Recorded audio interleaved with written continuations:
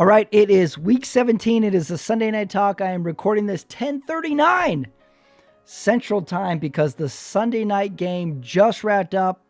An overtime game, Washington 30, Atlanta 24.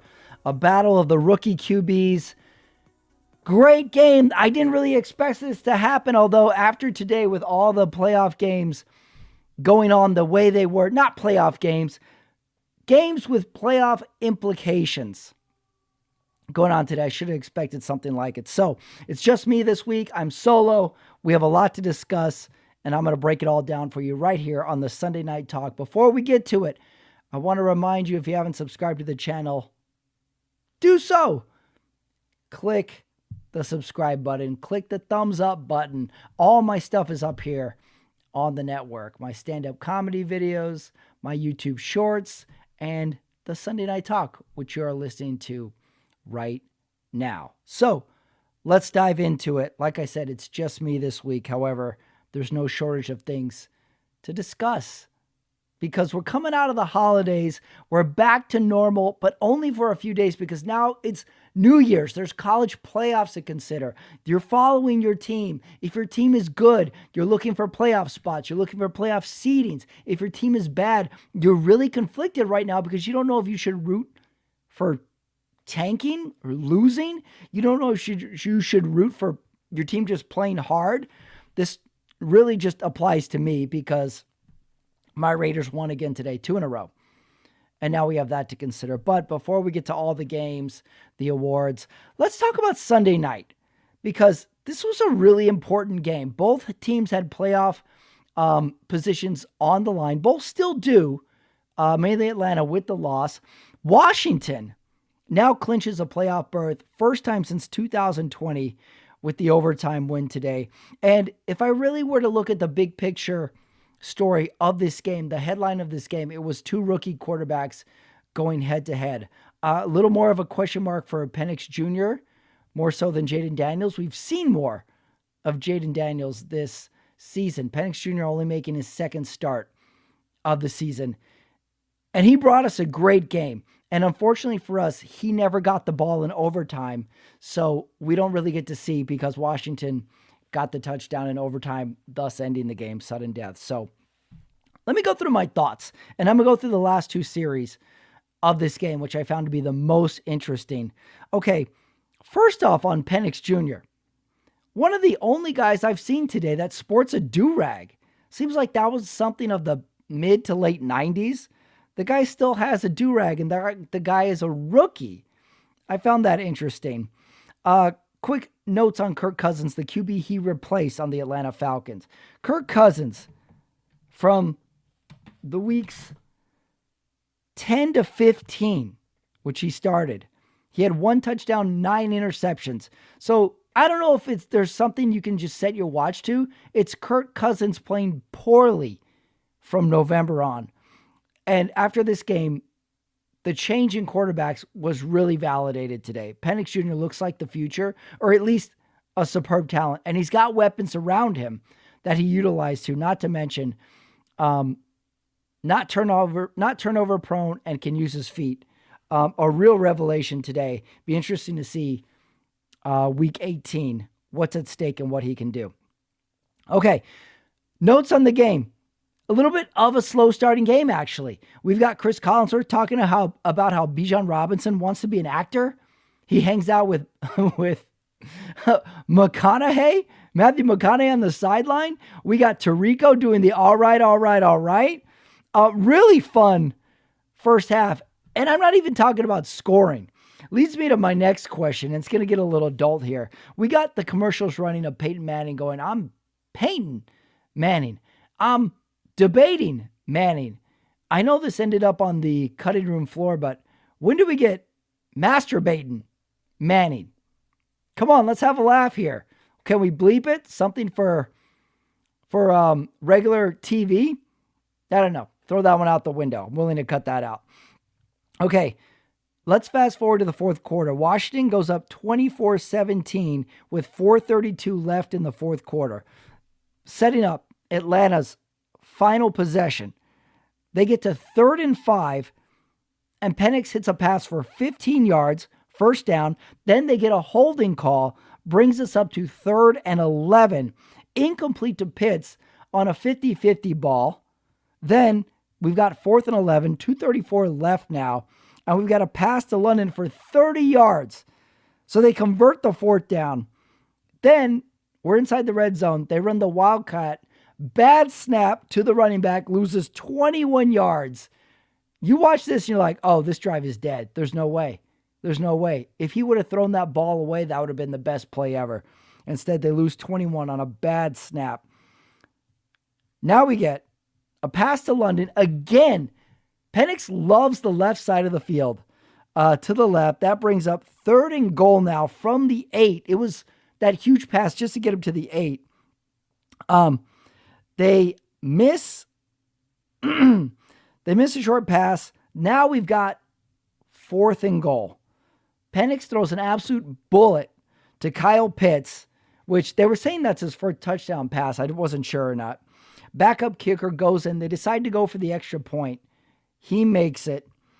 In that drive alone, they converted 2 4th downs. So now we're still in regulation. Washington has a possession with 1:19 left, and they go 3 and out. Sack, they lose a yard. Incomplete on 2nd down. Incomplete on 3rd down, which I thought the receiver should have caught. And then we get to 4th and 10, and they punt it away. Ideal for Atlanta, because at this point, I really felt like Washington was against the ropes, and Atlanta's going to get the ball back. 40 seconds left. 2 timeouts. 25-yard pass. They don't call a timeout. They had 2 left. They don't spike it. They run a play. This, I thought, was the biggest mess because they really lost a play, at least a chance at one play. I don't know why NFL teams will not spike the ball after a first down. This could have been disastrous, and the fact that they missed the field goal, then it might have been because they ended up losing this game. Anyway, they call a timeout a play later while the clock is not running to set up their play. So effectively, they use their timeout not in a way to stop the clock. So we get a really odd pass interference call, which was completely accurate. And if there's something to take away from this game that was negative for Washington, there were so many penalties in this game that were hurting them. I don't know how they got out of it, to be honest, because it was holding calls. This pass interference was horrible, which was a spot foul.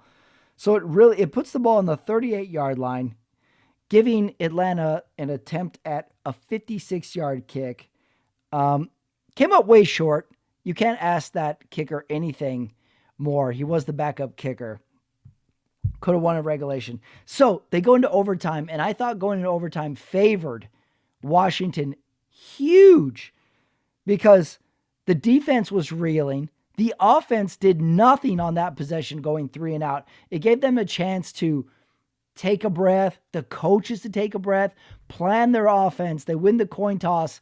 That's to their advantage. It almost felt like they just suffered a 10-8 round. They got knocked down in the 8th round, and the bell saved them. They got a break, and then they could regroup and go. So now we go to overtime.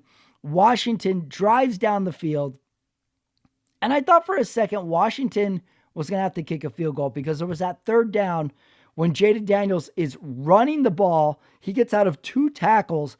The end zone is there. He can smell it. And one of the Atlanta defenders really clocks him, knocks him down. It's like, oh, okay, now they got to convert on 3rd down. And then another bullet from Daniels to his tight end. They reviewed it. It was a touchdown pass. So a lot at stake here that happens that really benefits Washington. Now, they would have been benefited with a tie anyway. Atlanta still has a shot at this. But as far as Washington goes, I thought this was a great test because this was a playoff atmosphere. They didn't play their best football. They really didn't with the penalties. And their defense looked suspect on 2 really important drives, which Atlanta converted on. So something to feel good about because playoff atmosphere, Washington comes through. That was huge. The crowd was, I really think Washington turned the corner tonight because the crowd is chanting MVP. They love Jaden Daniels. They got a great coach in Dan Quinn that is a perfect calming personality for it. And I've already forgotten many times over this year that we have a first-year head coach and we have a first-year QB in Jaden Daniels. This year, they've got something here. I really look forward to them in the playoffs. Like, if you were to say Washington is going to go into Philly, I love that matchup. There isn't anybody that I think Washington can't play with. Now, I don't know if they can play with like a Detroit for 4 quarters, but I definitely think they can give Detroit a run for their money for 3 quarters, say. Great Sunday night game that I did not expect. I think this game was flexed, and it was the perfect Sunday night capper because it was a bit of an odd weekend in the NFL because we had Saturday games. We're coming off the Christmas games as well. So just a completely heavy week of football. So speaking of that, we have a lot of games to discuss. Like I said, it's just me today. So let's talk games. Let's talk with Saturday games first, which was a nice, I don't know what you would call it, appetizer. We had just a truly horrendous beatdown with the first Saturday game, which was the LA Chargers going to New England. Absolutely nothing interesting about this game at all. God bless NFL.net for trying to make this interesting with their announcers. But no, this was the odd thing about this game is I know the Chargers won by 33 points, but there's something that I just didn't think they looked that good in it. Now, I know they got it together in garbage time. They scored all these touchdowns, but Herbert is still missing a lot of balls. He can put the ball anywhere, but he misses a lot of big plays. Like he missed 2 touchdown passes. On the flip side, not the best game for Drake May and the New England Patriots, but you're going to have these games, and I think he's their guy for next year. I think.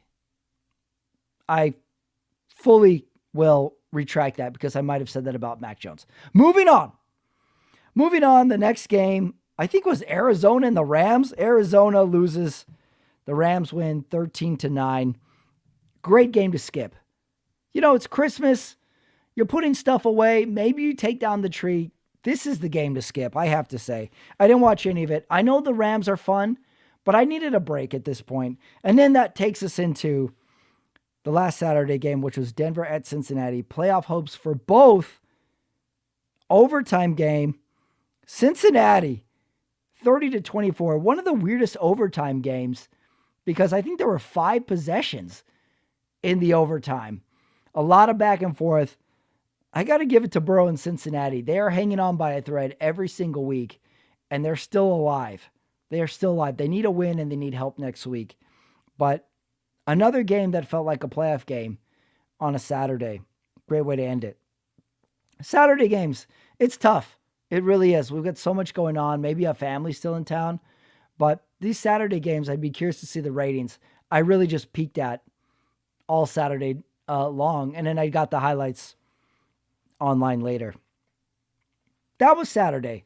Sets us up for a Sunday, which really didn't have, it has 3 less games. Not to mention we had the Christmas games on Wednesday. So Sunday was really a day where you could actually watch all of these games, which I did. Let's start with the early slate. We've got the New York Jets at the Buffalo Bills. Another horrible game for the New York Jets. They got garbage time points, and that was about it. Buffalo wins 40-14. Only thing I can really say about this game is I did watch the Aaron Rodgers Enigma documentary on Netflix. And I have to say, I do find Aaron Rodgers to be a very interesting person. And all the criticism of his personal life in the media, like a lot of good jokes, he was in the dark room too much. His foot is immunized. He went on his ayahuasca retreat. All fine, but we've heard that take a million times over. The biggest criticism of Aaron Rodgers is his play this year and his poor leadership as a quarterback. I think we've heard the media take shots of him, and I have not heard a different take about it one time. I would love a media member to say like, hey, we said he got all these things wrong about COVID. Guess what? He didn't get any of it wrong. I would love that media take. The media is so adversarial with him that they're not going to do it. It's almost a Barry Bonds type of relationship. That being said, the criticism is his play this year. It has not been good. It's been horrible. And I don't think he's been a good teammate either.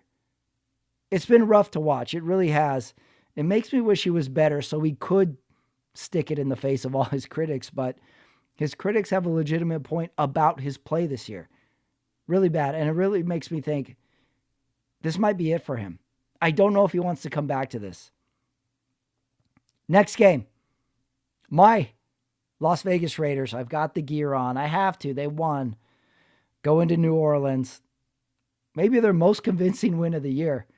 25-10. Who was this Raiders team? We had a great Sunday as a Raiders fan. Number one, Aiden O'Connell's back.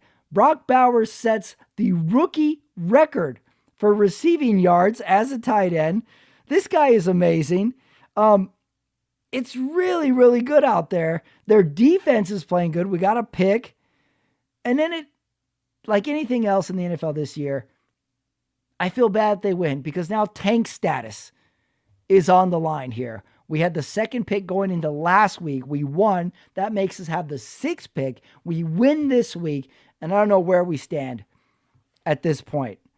All that being said, last week I said we need a quarterback. The Las Vegas Raiders need a quarterback. Aiden O'Connell, Gardner Minshew, Desmond Ridder are the quarterbacks. We need somebody. I'm going to stick with that. But that being said, Aiden O'Connell has a lot of tools. He has an arm that really can put the ball anywhere, and he's getting more accurate as the season goes on. That being said, he's a little sketchy in the pocket. When he has to move, it gets scary.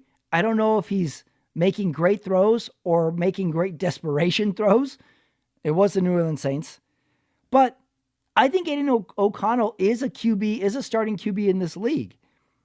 Only his second year, too. Good win, Raiders. I can't root for you to tank, but deep in my heart, I know we have to tank. I know we need a better pick. Big question marks for the Raiders for me right now. Quarterback, head coach. I don't know what the answer is right now. We have one more game to figure it out. And in secondary, the injury to Max Crosby. What's the prognosis? When will he come back? It makes sense to sit out this last game. Okay, Raiders win 2 in a row. Tank status is in question. Next game, completely skippable. Tennessee at Jacksonville. Jacksonville 20, Tennessee 13. This game was totally meaningless, right? Tennessee has nothing on the line. Jacksonville has nothing on the line. So credit to all the Jacksonville fans that actually went to this game. Maybe there was a promotion. There's got to be some reason to go to this game. Mac Jones for Jacksonville. Good weather? Good outside weather for Jacksonville? I don't know. But that was a game I did not watch. Next game. Carolina at Tampa Bay. Tampa Bay puts up 48 points. 48! Massive day for Baker Mayfield. This was the game that the team on its way to the playoffs needs to have, likes to have. Everything's clicking. Everything's working on offense. Everything's working on defense. A great home win for the crowd. Where do you stand on Tampa Bay? Because last week I said the Rams are my I wouldn't be surprised team. This week, I think it's Tampa Bay. I think they can. It wouldn't surprise me if they go to the conference championship. It really wouldn't. That being said, I know they can very well lose in the first round. They're a little volatile. They look good today. It was Carolina, but I think that's the game you need if you're a playoff team. If you can have an easy game in the last 2 weeks and you get the big win, big confidence booster. Baker Mayfield playing really good right now. Next game, Dallas at Philadelphia. Philadelphia wins big, 41-7. And I think this officially seals Mike McCarthy's fate. He's going to be out as a Dallas Cowboys head coach. Remember the last 2 weeks they won a game and we're thinking, okay, maybe they'll keep a Cooper Rush. If he can get a win with Cooper Rush, maybe there's... No. It's over for McCarthy. Cowboys need to make a change. But it is ironic because if you look at their record the last 8 years, they have winning records all these years. They just don't win in the playoffs. And it's difficult to say, how are we defining success? If you were to say, I want to win the Super Bowl every year, well, that's not realistic. If you say, I want to have a winning record every year, they have achieved that under really just two coaches, Jason Garrett and Mike McCarthy. It's difficult to say what they're missing, but it's clear something is missing, and this season has brought out everything that is wrong with the team. Injuries, overpaying players, not having talent at running back, lacking on defense. You can say it starts with the head coach, but I think there's a lot of blame to go around here with Dallas. If you, on the roster alone, don't have a competitive team, at least in the top half, that speaks to who's putting the team together. Whether it's ownership, Jerry Jones wants to be involved, the general manager, how much say does the head coach have in there? The recipe needs to be started over again. And I think we've said that many times over with the Cowboys. So, head coach, I think the fate is sealed after this game because it was a bad loss on the road. Nobody was into it. Okay, those were the early games. So like I said, these were not like there was the number of games they had was easily manageable. If you have Sunday Ticket, great, put a couple on the screen. If you don't, great, flip it on the antenna. You can watch 2 games easily, and you can get a gist of what's going on. And you had Saturday football, which I don't sound like I'm bragging. I like Saturday football. In some weird way, I think it makes Sunday football better because the teams playing on Sunday watch the Saturday games. It's almost like they get a prep. They get a dress rehearsal of situations, what they would do. Oh, look at that mistake they made. Oh, look at that error they made. Oh, look how they made that play. Okay, I'm going to keep that in my head for Sunday. Call me crazy, but Saturday football makes Sunday better. Okay, now we go to the late games. Only 2. So very easy to watch these late games. You know, we usually have at least 3. We got 2. And we got 2 fairly meaningful games. Green Bay at Minnesota. Minnesota trying to keep pace with the number 1 seed Detroit by winning this game. Green Bay wants to get a win. Better seed in this. Division rivals as well. Minnesota wins this game 27-25. Took Green Bay a while to get their offense in gear here. Big implications.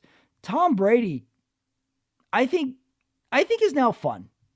I don't know what we want out of our announcers. I talk about how Chris Collins, which just makes the broadcast 10% better every week.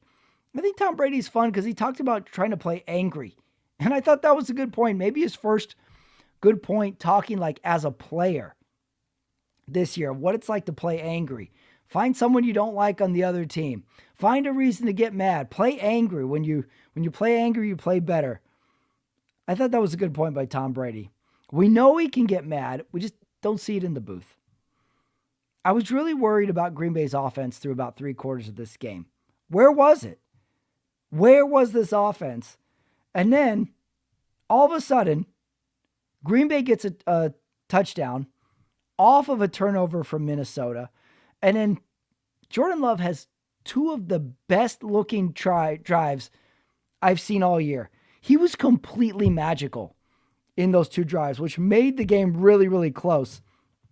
He's moving around. His arm angle increases every single week, which is really, really scary. And Minnesota's D is top. Well, let me retract that. Not top notch, but it's definitely a top 10 D. Let's give it that.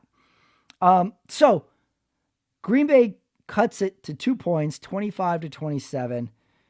Minnesota gets the ball. They convert a 3rd down. They keep the ball. Green Bay never gets the ball back. I think Green Bay would have scored if they had gotten that ball back. Give it to Minnesota for getting the 1st down when they absolutely needed. Again, another dry run at a playoff-like game for Minnesota, and they pulled it off. Darnold, again, was good today. He was sharp. He was solid. His receivers helped him out a little bit. Justin Jefferson with 2 unbelievable catches. I think one of them got called back, too. Helped out their quarterback and then the running back to convert that 3rd down. was a big help. Bailed out his QB. Minnesota wins. We're going to see what Detroit does tomorrow to see who's in the number 1 seed in the NFC. Okay, moving on. Last game of the afternoon, Miami at Cleveland. Big implications for a couple of reasons. Miami is somehow still in the playoff hunt. Cincinnati is in the playoff hunt. So they're watching Miami to see what they do so Cleveland can play the spoiler. We have no Tua for this game. I don't know why. I don't even want to ask why Tua's not in games anymore because I'm just sad to hear Tua injuries. So the game starts raining, makes the field conditions a little sloppy, slows down the game a bit. I got to say the quarterback for Miami, I already forgot who it was. It's pretty good. Like, I didn't see a big drop-off from Tua, to be honest. The guy moves around like him. He can throw the ball like him. No problem. No problem at all. Somehow Miami is still alive in this playoff run, in this playoff hunt. I don't expect them to go far. There's no way. They beat Cleveland. I don't know what to say about that. I don't think they can put together 2 wins in a row. So I don't expect Miami to do anything, which leads me to this question. The 3 AFC teams in the final hunt for the final wild card spot, Denver, Miami, Cincinnati, in that order. Who do you got as making that final AFC spot? To me, I think it's between Denver and Cincinnati. Cincinnati needs to win and needs help. I believe Denver just needs to win. I don't know they play next week, but as fun as Cincinnati has been, they need help. I think they can get it, but I'm leaning towards Denver. I think Denver wins this playoff spot. And it makes me sad because I think Cincinnati would have won a wild card round. I really do. If they had played in the AFC Baltimore, that'd be a close game. If they played Pittsburgh, they would beat Pittsburgh. I hope Cincinnati is the playoff spot. I think it's going to be Denver, though. All right, those were the Sunday slate of games. You know, I've got the Sunday night games, the feed still up. They're still talking about this game. We did an interview with Doug Williams. I think we should get Bijan in there, even though he's on the losing team. Just talk about movies for a little bit. Oh, Mike, he loves the movie. He wants to be an actor. Great Sunday night game. I mean, even as exhausted as we all are from the holidays, that Sunday night game had me riveted for the last 20 minutes. I think they flexed the game too, so good for you, NBC. Okay, so I had for the awards for the week headlines. Really, it's Jaden Daniels may have arrived and the Bengals are still alive. Headlines. Let's go to the awards. This week, we give them out, and this week is no different. We have a bunch of awards. I'm going to go through them with you. See what you think. I don't know if you play along with this game at home, but here we go. Most memorable moment of Week 17. I had an early candidate, and I'm going to add to it. I got the Denver-Cincinnati overtime. Back and forth. But I also am going to add that final possession into the overtime. Atlanta's final possession to force overtime, and then Washington's possession to win it. Overtime. I'm very 50-50 on overtime. When Atlanta scored the touchdown and they kicked the extra point to tie, I almost thought they should have went for 2 just to end it. But now, ties still means something in the playoff run, so I don't fault them for it. By the way, hold on. Let me back up. Denver-Cincinnati, a tie for Denver did way more than, or a tie for Denver actually kept them in the hunt. Any thoughts on them playing for a tie in that final possession? In that possession they had in overtime where they could have just ran the ball, forced Cincinnati to use timeouts? Why not? We're playing for playoffs, right? We don't do it now, but I think teams will in the future. They got to think tie if it can benefit them. Let's move on to the cringeworthy award for week 17. I'm going to throw 2 nominees at you. Nope, 3 nominees at you. Let's pick the best one. Cringeworthy award for the week. NFL blowouts. I changed Dallas so fast. Didn't want to watch it. Like I said, Chargers changed it. Didn't even want to watch it. Cringeworthy. Second nominee. There is a Little Caesars commercial with Justin Jefferson where he talks to a ventriloquist puppet. I don't like ventriloquist puppets. It seems like they're possessed, they're evil. Is there a horror movie where there's an evil ventriloquist puppet? Because if there isn't, there really should. They are scary. And this Little Caesars commercial with the puppet in it scares me. Don't like it. It has the rosy cheeks. It has the smirk on its face. It talks. No, thank you. Get it out of here. And then last nominee, neutral zone offsides. Can I say something? I don't want to sound like old man Ramirez, but I remember a time where the defense would jump into the neutral zone, get back, the offensive lineman would jump, and it was a penalty on the offensive lineman. Now, it seems like if the defender twitches and the offensive lineman jumps, it's the defender's fault because he tricked him. I think we need to amend that rule. If you jump and get back, you should be okay. It's on the offense to snap the ball while in the neutral zone to get that free play. I think we bail the offense out enough with stuff. Let's get rid of the penalty on the defender for getting the offensive lineman to flinch. It's like that game you played in high school where you pretended to punch someone, and if they flinched, they got 2 punches. I think we've grown out of that game, NFL. Those were the cringeworthy nominees. I'm going to go for the puppet, and I don't like it one bit. That's my winner. All right, most memeable moment for the week. Picture this. The New York Jets are getting blown out. They pull Aaron Rodgers. Tyrod Taylor, the backup QB, goes in. He throws a touchdown pass, and there's a shot of Aaron Rodgers applauding his backup QB for the touchdown. As bad as the season has gone for the Jets, every week it gets worse. Aaron Rodgers applauding his backup QB for a touchdown pass. You could make 10 memes out of that right now. Moving on. Best Innovation Award of the week. Miami at Cleveland. It started raining. And let's give the crowd some credit here in Cleveland. They all had their plastic ponchos ready to go. Put them on. Didn't get soaked. So I'm going to go give the best innovation to the poncho.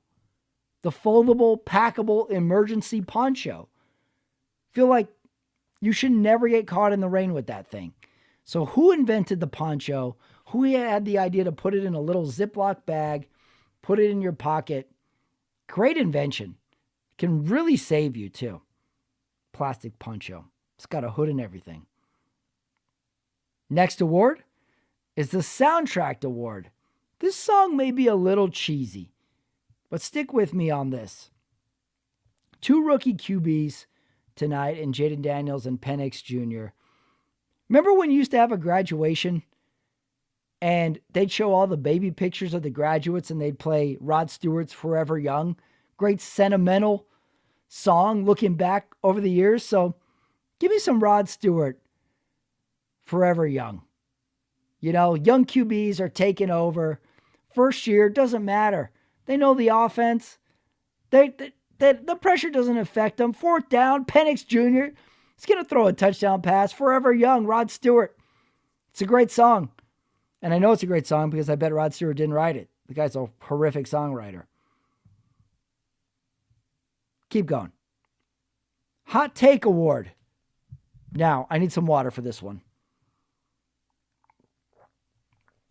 Okay.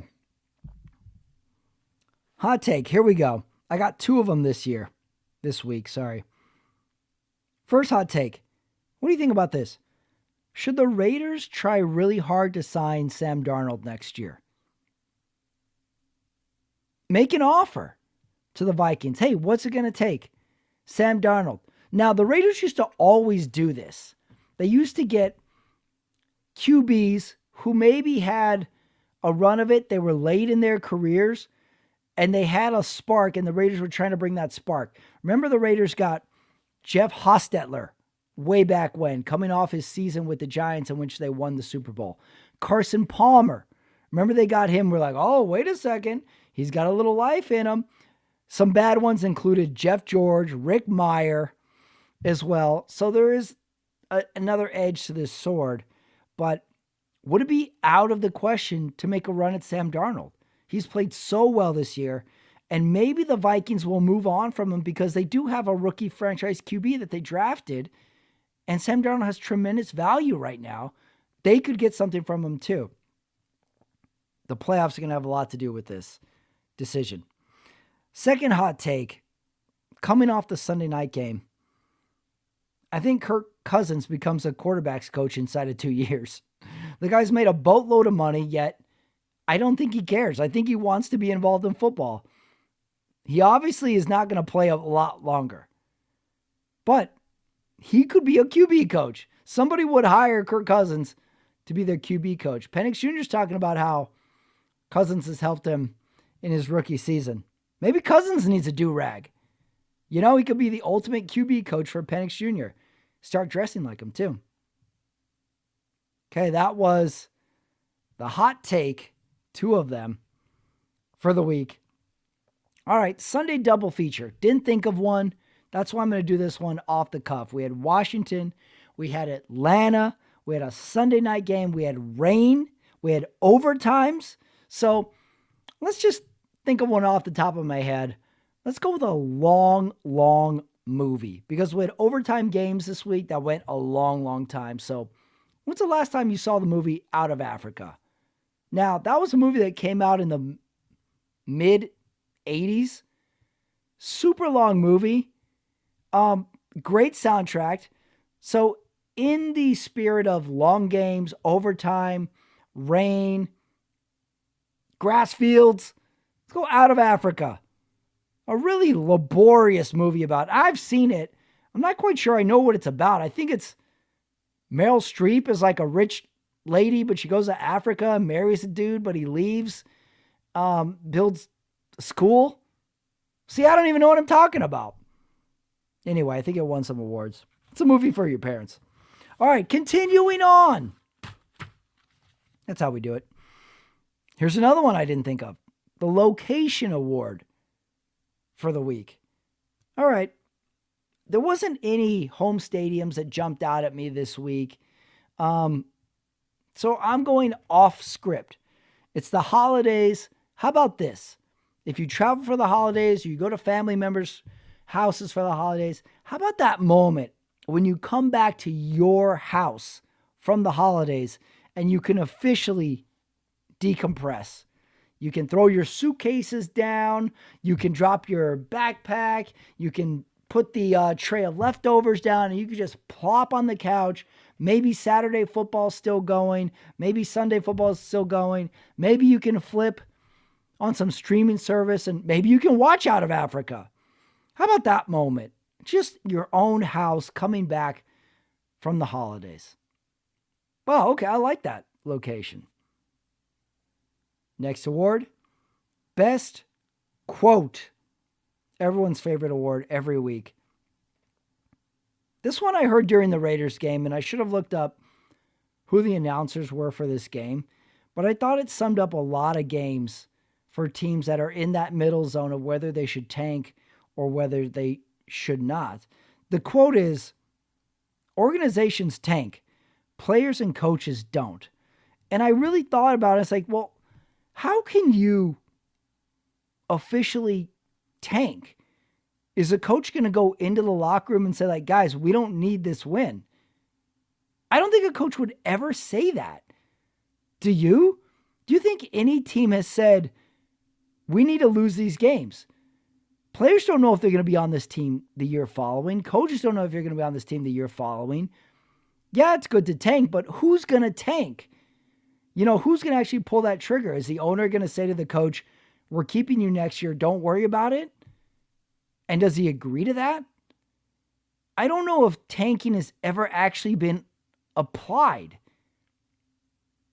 It makes me think about what is actually going on in these locker rooms. Organizations tank, players and coaches don't. Moving on. Best play call / coaches award. I spoke about it a little bit earlier. I thought Denver should have played for the tie. I thought the tie would have been easier to achieve than a win. I think a tie would have been easier to achieve than potentially risking a loss.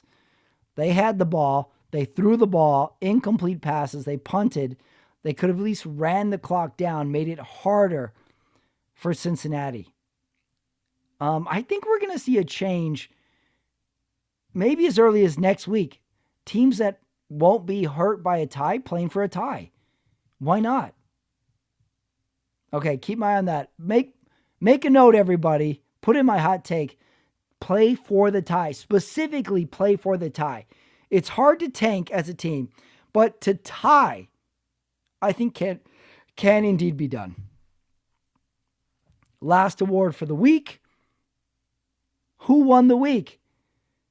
I gave it to Kevin O'Connell. After watching this Washington game, I'm tempted to give it to Jaden Daniels. I've already given Dan Quinn a won the week earlier. Honorable mention, I think Penix can get one in a loss, but ultimately I think it's Kevin O'Connell. Green Bay comes to town. They were really putting it on him, and then Green Bay makes this furious comeback. And you know what? Minnesota, when they needed it, got the first down to run out the clock, never gave Green Bay the ball back. I think that goes to Kevin O'Connell. You even saw it on the final play where Darnold flips it to the running back, get the first down, then they can run out the clock. You see Kevin O'Connell on the sideline go up to the running back and give it a little. He gives it a point. Doesn't jump up and down, doesn't pump the fist, gives it a point. I think he's really locked in with that offense. So I'm going to give it to you, Kevin O'Connell. You won the week. Great late game, too. Those were the games, everyone, from week 17. I can't believe it's week 17. We've got one more week to go, week 18, which is sneaky my favorite week of the NFL because there's so many playoff implication. Teams that are totally out of it are playing teams that are fighting to get into the playoffs. So they're playing hard. Like I said, ties are in play. Teams that would benefit from tanking, I still need to watch to see what they're going to do. Week 18 is going to be a lot of fun. My eye is on Cincinnati. Like I said, that AFC spot is the most intriguing storyline going into week 18. That's what I'm going to be watching. Miami, Denver, Cincinnati. Those are the three matchups. That's definitely going to be on a 3-screen at some point. I'm not sure what time of day all their games are. So keep an eye out on that. Okay, that leads us to one more game for week 18, and that is... Yep, you got it. It is Monday Night Football. The Detroit Lions go into San Francisco. Now, Detroit needs this game a whole lot more than the San Francisco 49ers do because they need to keep pace with the number 1 seed Minnesota Vikings, who won today. I think Dan Campbell can easily get this team up. We want the number 1 seed. This is the team we lost to in the playoffs last year on this field. I don't think he'll have any problem with motivation. San Francisco, God, it's been the season from hell. I don't know what the motivation is here. They're coming off an ugly loss the week before. This is going to be a test of coaching motivation. What can you do? Again, we're back to tank or not to tank. What kind of team you're going to put out there? Detroit's going to win, no doubt about it, but it's got to be a better offering from the 49ers. Let's go Detroit 35, San Francisco 17. I think this game gets away from them in the fourth. Detroit keeps pace. That is Monday Night Football for week 17. Well, everybody, I gave you my thoughts on Saturday football, Christmas football, which we didn't talk too much about. We had the Chiefs won, the Ravens won. I think that was it. I don't think either of the games were that good, but it was nice to have football on as is on as early as like 11 o'clock, depending on where you live. Just have it on the background. If you got kids, let the kids play, do their thing. Have some football on in the background. We definitely need football's not going anywhere when it comes to Christmas Day. I thought Netflix did a good job. No breaks in coverage. They had some fun little Christmassy tidbits on there. Let me just say it, Mariah Carey still looks good. I don't know what kind of camera she's being shot through, but she looked all right. Good job, Netflix. You provided us a little something for our Christmas Day. That was great. So that brings us to the end of week 17, a long week, a long 10 days. We still got New Year's coming up. We got college football playoffs to watch, which I'm interested now for some reason. If your team is tanking, good luck to you. I know mentally it's difficult to wrap your head around. If your team is fighting for the playoffs, this is a really fun time. Enjoy it. Have fun with each game. Have fun looking to the future. We've got another week to go. Fun week. This is like graduation week.